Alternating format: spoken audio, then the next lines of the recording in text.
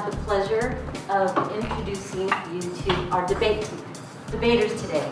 We are debating man or machine, automated self-service versus feet on the street, face-to-face, voice-to-voice selling.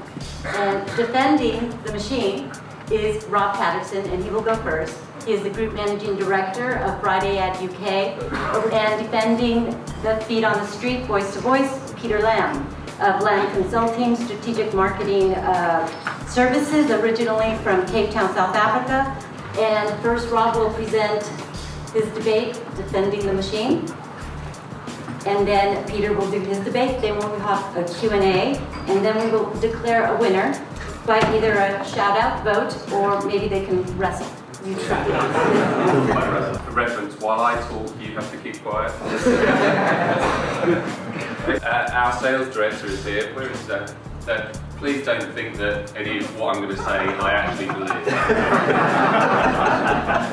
Okay.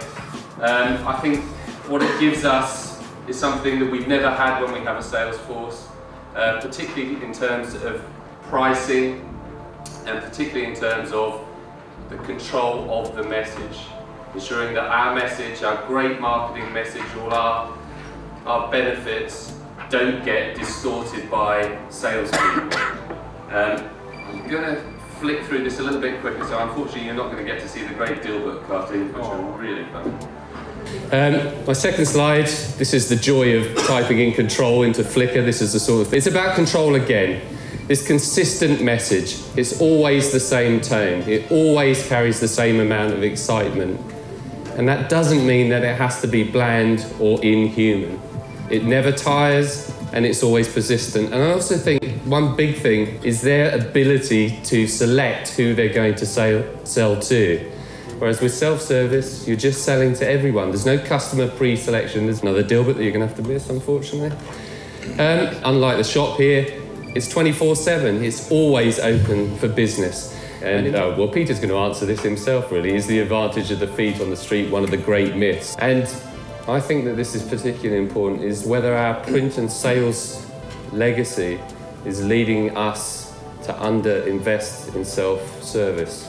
And maybe we are not taking the sorts of decisions that we should. Okay, that's me done. Over to Mr. Lamb. You know, it is really intimidating being up here debating Rob. I have the utmost respect for what Rob and Chris and Sam have done, how they've morphed and re-engineered their business at Friday Ad. So that's one issue in my dealing with Rob. Second, if you remember his presentation yesterday morning, there were some very interesting visuals. There was a visual of a turkey. There was a visual of a dinosaur.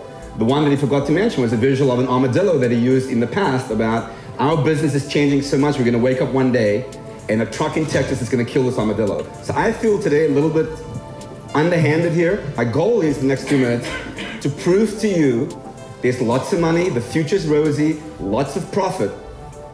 Personally, I believe that it'll be a while when you have a small business owner that really says, I will take the time and the effort and the knowledge to do something online. No, not 25 years. I think there's still a window there for us to make a lot of money. I think, sorry, there is an inherent problem here in that you're talking about customer service, which doesn't exist in England. So we have no idea of that concept. It's a tipping issue. Question for each of you: what will in the future will the human factor look like? That's a tough one. That's a good question. Well, we need to have a glass of wine on that one. So I mean, you know, how many people did eBay say that they had? 10? The role of people in the business will probably be a much more creative thing. Every industry I've looked at that thinks a little bit more advanced than we are. Banking still has human interaction at the point of contact when questions need to be answered. Is the fact that we have a call center that takes ads coming in inhibiting people moving online? And this is, I mean, it really has made me think about whether we're hamstringing ourselves in some way. However, I do believe there's on a certain customer segmentation, there's a certain level of sale that has to be done in person. Tell what's that level that you other than just saying car dealer? That's a tough one. I mean, let's think. Expenditure of more than $1,000 a week? I don't know. Good, thank you. And with that, I think we're ready for a vote. Drink a phone. So, who votes for the machine? And who votes for the hybrid? Thank you. Who votes for the hybrid? Okay. And who votes for the wrestling match? Okay. Drink it on. Okay, the drink-a-thon. Thank you very much.